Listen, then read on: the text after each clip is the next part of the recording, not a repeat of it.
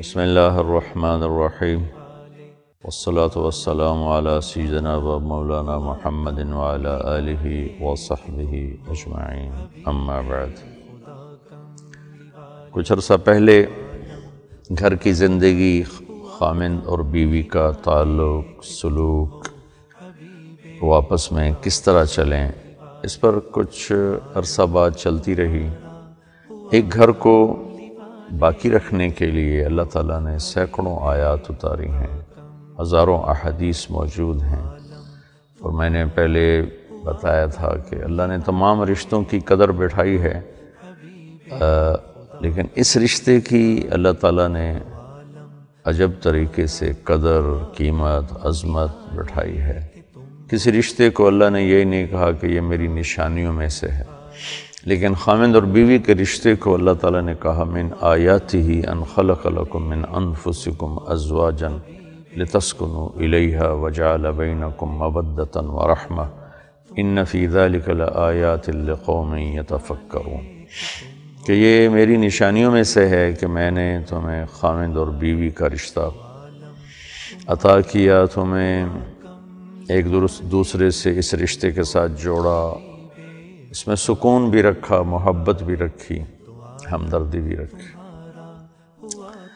بہرحال یہ دنیا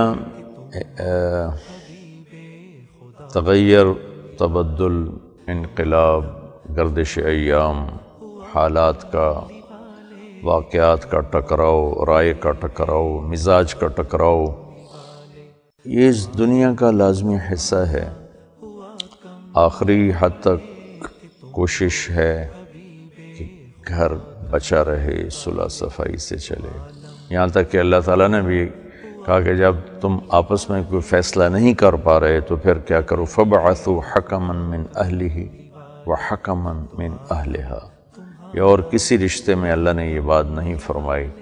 ماں باپ اولاد میں ناراضگی ہو جاتی ہے، بھائی بھائی میں ناراضگی ہو جاتی ہے، جتنے رشتے ہیں ان میں یہ بات اللہ نے نہیں فرمائی جو خامند اور بیوی کے ناچاقی ہو جائے، ناراضگی ہو جائے تو اللہ تعالیٰ فرماتے ہیں کہ جلدی نہ کرو، فَبْعَثُوا حَكَمًا مِّنْ أَهْلِهِ وَحَكَمًا مِّنْ أَهْلِهَا۔ ایک اچھا سمجھدار آدمی چنو، لڑکے کی طرف سے، خامند کی طرف سے، اور ایک اچھا سمجھدار آدمی چنو لڑکی کی طرف سے، بیوی کی طرف سے۔ اگر وہ دونوں آپس میں کوئی فیصلہ نہیں کر پا رہے، والدین کوئی فیصلہ نہیں کر پا رہے، تو کسی سمجھدار، محترم، معزز فیملی کا آدمی یا آؤٹ آف فیملی، ایک کو لڑکے والے چن لے، ایک کو لڑکی والے چن لیں، وہ دونوں مل کر بیٹھ کر ان میں صلح صفائی کی کوشش کریں اور اس معاملے کو نمٹانے کی کوشش کریں کہ اللہ کرے یہ معاملہ سلجھ جائے اور سمٹ جائے۔ لیکن پھر بھی اگر یہ معاملہ نہیں سلجھتا تو پھر اللہ تعالیٰ نے علیحدگی کا راستہ رکھا ہے، لیکن وہ بالکل آخر میں ہے۔ اور جتنے حلال کام ہیں ان میں سب سے ناپسند اللہ کو طلاق ہے، ابغض الحلال الطلاق۔ اور یہ یا ایھا النبی اذا طلقتم النساء میں یہ بہت خوبصورت اشارہ ہے، یہاں ایک دم التفات ہے، اس کو بلاغت میں التفات کہتے ہیں۔ یا ایھا النبی اذا طلقتم النساء، بات ایمان والوں سے ہو رہی ہے، شروع اللہ کے نبی سے کی جا رہی، اے میرے نبی، اور ایک دم جب تم اپنی بیویوں کو طلاق دینے لگو، تو یہ آپس میں عجیب سا لگتا ہے کہ بات اللہ اپنے نبی سے فرما رہے ہیں، پھر ایک دم ایمان والوں سے بات شروع فرما دیتے ہیں، اے نبی جب تم اپنی بیویوں کو طلاق دو۔ تو اس میں علماء نے یہ ایک خوبصورت اشارہ اس میں سمجھا ہے اور اس کو لکھا ہے کہ بات طلاق کی ہو رہی ہے تو اللہ اپنے نبی سے شروع فرما کر آپ کو سفارشی بنا رہے ہیں کہ آپ ان سے کہیں کہ یہ طلاق نہ دیں، اور اگر آپ یہ دینا ہی چاہتے ہیں تو طلقوہن لعدتہن واحصوا العدہ۔ تو پھر طلاق کو لڑائی کا اور نفرت کا اور آپس کی دشمنیوں کا سبب نہ بنایا جائے، یہ بھی ایک فطری چیز ہے، یہ بھی ایک اس کائنات کا لازمی حصہ ہے، اختلاف مزاج کا، عادات کا، طبیعت کا، ترجیحات کا۔ اگر نہیں نبھ رہی تو پھر خوبصورت طریقے سے علیحدگی کرنے کا حکم ہے۔ اسے لڑائی جھگڑا، دشمنیاں، قتل تک پہنچ جانا، یہ ہمارے دیس میں انتہائی ظلم، جہالت اور نادانی ہے۔ طلاق صحابہ میں بھی تھی، اللہ کے نبی نے بھی 2 نکاح فرمائے، رخصتی سے پہلے طلاق دے دی۔ آپ کے نکاح 13 ہیں، رخصتی 11 ہیں، 2 کو آپ نے خود طلاق دی۔ تمام بڑے صحابہ کی زندگی میں ملتا ہے۔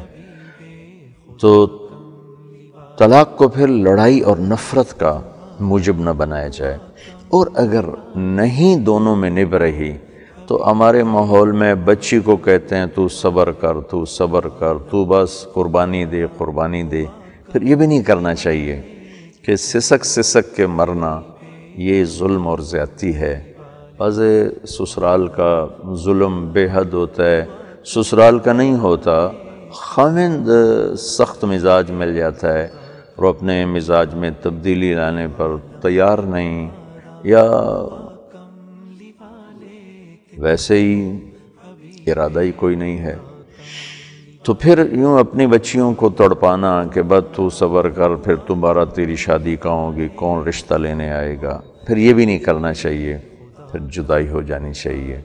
ایسے ہی بعض اوقات لڑکی کے چند ایک واقعات ابھی میرے سامنے آئے ہیں، انتہائی اخلاق والے بچے، ان کے گھر ٹوٹ گئے، لڑکی کی بدتمیزی، بد مزاجی، حد درجے کی بد اخلاقی اور حد درجے کی زبان کی تیزی نے گھر توڑ دیا۔ اور میں جانتا ہوں ان بچوں کو، انتہائی اخلاق والے بچے، لیکن بے بس ہو گئے اور آخر علیحدگی ہونی پڑی۔ تو 100% اس میں بچی کی بد مزاجی اور بد اخلاقی۔ تو اس وقت لڑکے سے کہنا گزارا کر، گزارا کر، گزارا کر، بدنامی ہوگی، یہ بھی ٹھیک نہیں۔ پھر آسن طریقے سے علیحدہ ہونے کا حکم ہے، اور اس علیحدگی میں اس کو لڑائی نہ بنایا جائے اور اس کو دشمنی نہ بنایا جائے، اور مسنون طریقے سے طلاق دی جائے، ایک طلاق دی جائے۔ ہمارے پورے ملک میں رواج ہے، لکھ کر دیں گے 3 طلاق، بولیں گے کٹھی 3 طلاق، 3 طلاق کے بعد پھر واپسی کا راستہ کوئی نہیں ہوتا، پھر وہ پریشان بھی ہوتے ہیں، سر پکڑ کے بیٹھتے ہیں، پھر آ کر پوچھتے ہیں۔ تو میرے نبی کا خوبصورت طریقہ، ایک طلاق دو، اگر آپ کا گزارا نہیں ہو رہا ایک طلاق دے دیں۔ ایک طلاق کے بعد آپ کو عدت کے اندر تو بغیر نکاح کے ہی دوبارہ گھر بسانے کی اجازت ہے، اور اگر عدت گزر جاتی ہے تو آپ کو دوبارہ نکاح کر کے اپنا گھر بسانے کی اجازت ہے، لیکن 3 طلاق کے بعد تو آپ اپنے راستے بند کر لیتے ہیں، دروازے بند کر لیتے ہیں اور مسائل کھڑے کر لیتے ہیں۔ تو پھر میں آپ کو جو بھی میری بات سن رہے ہیں، اللہ نہ کرے کسی کے گھر میں یہ صورتحال پیش آئے، اللہ نہ کرے کسی کے گھر میں یہ صورتحال پیش آئے، اللہ ہمارے بچوں کی، بچیوں کی حفاظت فرمائے، ان کو اپنے گھروں میں خوش رکھے، آباد رکھے۔ تو پھر یہ ہے، ایک طلاق دی جائے، لکھواؤ ایک، بولو ایک، اور علیحدہ ہو گئے، بس آپ کو مقصد ایک طلاق سے بھی حاصل ہو گیا، 3 سے بھی حاصل ہو گیا۔ 3 سے آپ اپنے لیے دروازے بند کر لیتے ہیں، 1 سے آپ اپنے لیے دروازہ کھلا رکھتے ہیں، اور بعد میں ندامت ہوتی ہے، شرمندگی ہوتی ہے، احساس ہوتا ہے چلو بھئی اب دوبارہ اکٹھے ہو جائیں، تو بڑی آسانی کے ساتھ عدت کے اندر بغیر نکاح کے، عدت کے بعد نکاح کے ذریعے سے دوبارہ ہو جاتا ہے۔ پھر تو 3 طلاق کے بعد تو اللہ تعالیٰ کہہ رہا ہے کہ حتیٰ تنکح زوجا غیرہ، جب تک اس کی دوبارہ شادی نہ ہو، وہاں سے طلاق نہ ہو، دوبارہ وہ یہاں شادی کر نہیں سکتے۔ تو میری یہ گزارش ہے کہ اللہ تعالیٰ ہمیں اپنے گھروں میں آباد رکھے۔ انسان کے میٹر گھومنے کا کچھ پتہ نہیں چلتا کب گھوم جائے۔ اللہ کے واسطے کسی کو حقیر نہ سمجھو، کسی پہ طنز نہ کرو، کبھی نکل جائے تو فوراً اللہ سے معافی مانگو، توبہ کرو۔ بس اپنے ہی عیب دیکھو۔ تجھے کیوں فکر ہے اے گل دلے صد چاک بلبل کی، تو اپنے پیرہن کے چاک تو پہلے رفو کر لے۔ تو اپنے عیب دیکھو، اوروں کے عیب نہ دیکھو، اس سے اللہ بہت ناراض ہوتے ہیں۔ تو جب ایسا کوئی مسئلہ پیش آ جائے تو ایک طلاق دی جائے، پھر انتظار کیا جائے، مدت کے گزرنے پر بھی اسی طرح حالات ہیں، بس ٹھیک، وہ اپنے گھر میں، آپ اپنے گھر میں، اللہ ان دونوں کا دوبارہ نئے سرے سے کوئی اچھا مقدر بنا دے۔ اس چیز کو اللہ کے واسطے ختم فرمائیں کہ کٹھی 3 طلاق دینا، کٹھی 3 طلاق دینا، اس سے اپنی حفاظت فرمائیں تاکہ آپ کو آئندہ دوبارہ سوچنے کا بھی آپ کے پاس موقع ہو اور واپسی کا بھی آپ کے پاس راستہ اور دروازہ ہو۔ سارے دروازے اس طرح بند کر کے اپنے گھروں کو تباہ نہیں کرنا چاہیے۔ اور دوسری بات یہ ہے کہ ہمارے معاشرے میں طلاق شدہ بچی بڑی مظلوم ہوتی ہے۔ اکثر جو طلاق ہوتی ہے اس میں لڑکے والوں کی طرف سے ہی زیادہ ہوتی ہے کمی کوتاہی، لڑکی والوں کی طرف سے بھی ہوتی ہے، ابھی میں نے آپ کو بتایا ہے، دونوں طرف کے کیسز ہیں۔ تو جوان بچیوں کو طلاق ہو جاتی ہے، ان کو کوئی رشتہ پوچھنے نہیں آتا۔ ہمارے نبی پاک صلی اللہ تعالیٰ علیہ وسلم نے صرف حضرت ام عائشہ قواری سے شادی کی، باقی سب یا بیوہ یا مطلق، ان سے آپ نے شادی کی ہے۔ تو میری گزارش یہ ہے کہ جن بچیوں کو طلاق ہو جائے ان کو ترجیح دینی چاہیے اور ان کو ان کی زندگی کو کا سہارا بننا چاہیے۔ ان کو اس طرح ان کے حال پہ نہیں چھوڑنا چاہیے۔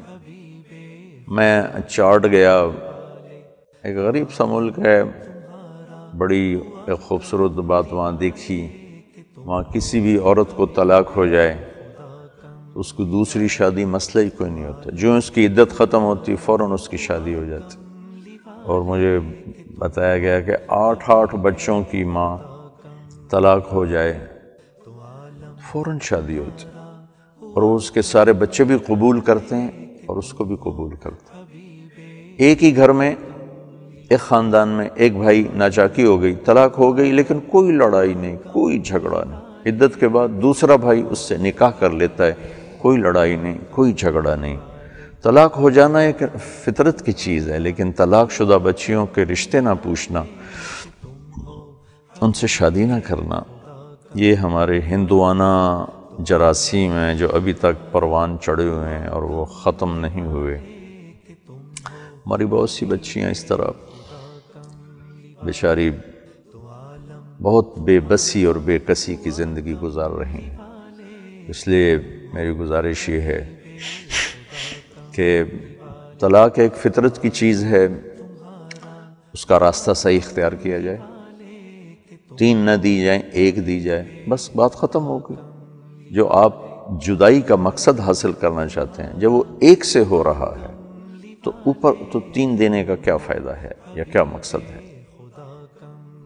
اپنے لیے سارے راستے بند کرنا۔ اور اگر اس طرح کسی بچی کو طلاق ہو جاتی ہے تو میں جہاں تک میری آواز جا رہی ہے، جو سن رہے ہیں، اپیل کرتا ہوں، ایسی بچیوں کے رشتے تلاش کیا کریں، ان کی شادی میں مدد کریں، ان کے بچوں سمیت انہیں قبول کریں۔ کئی واقعات سننے کو ملے ہیں، دیکھے ہیں آنکھوں سامنے، کہ شادی تو کریں گے لیکن بچہ قبول نہیں کریں گے، بچی قبول نہیں کریں گے، دوسرے سنبھالیں، ہم صرف بچی لیں گے۔ اس قسم کی بڑی ظالمانہ قسم کی چیزیں ہوتی ہیں۔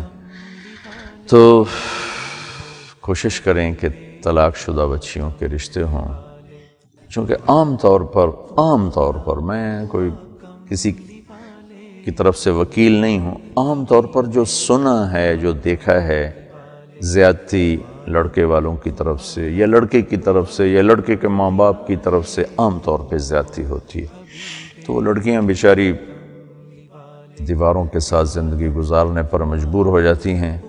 تو کوشش کی جائے ان طلاق شدہ بچیوں کو. میرے نبی نے فرمایا تمہیں سب سے بڑا صدقہ بتاؤں، سب سے زیادہ اجر والا صدقہ بتاؤں؟ پھر فرمایا کہ جس کی بیٹی کو طلاق ہو گئی اور وہ گھر واپس آ گئی، اس پر خرچ کرنا سب سے بڑا صدقہ ہے، سب سے بڑا صدقہ ہے. چونکہ وہ بچی ماں باپ پر بھی بوجھ بنتی ہے، بھائیوں پر بھی، معاشرے پر بھی، تو سب اس سے تنگ پڑتے ہیں. تو جو اس کو سنبھالتا ہے، اس کے سر پہ ہاتھ رکھتا ہے، اس کے لیے چھاؤں بنتا ہے. اگر وہ بچے والی ہے تو ان کے بچوں کے لیے وہ چھاؤں بنتا ہے. تو اس صدقے کو اللہ کے نبی نے سب سے اعلیٰ درجے کا صدقہ قرار دیا، اور سب سے اعلیٰ درجے کا اجر اس پہ ارشاد فرمایا، چونکہ وہ معاشرے میں ایک مشکل سوال بن جاتا ہے. تو یہ ماشاءاللہ افریقہ کے ملکوں میں یا عرب ملکوں میں، سارے عرب ملک نہیں، بعض عرب ملکوں میں یہ معاشرت ہے کہ وہاں طلاق ہونے پر کوئی لڑائی نہیں، کوئی جھگڑا نہیں، اور طلاق کے بعد شادی ہو جاتی ہے، بڑے آرام کے ساتھ شادی ہو جاتی. تو میں آپ سب سے بھی جہاں تک آواز جا رہی ہے یہ گزارش کرتا ہوں کہ اس طلاق کو ایک زندگی کا حصہ سمجھا جائے. اگر ہو جائے تو طلاق شدہ بچیوں کو عزت دی جائے، ان پہ خرچ کیا جائے، ان کے ایسا رشتہ ہو تو اس کو ترجیح دی جائے. تو انشاءاللہ یہ ہمارے لیے، ہماری نسلوں کے لیے بہت بڑی چیز بنے گی، بہت عالی شان چیز بنے گی. اللہ تعالی ہمیں عمل کی توفیق بخشے.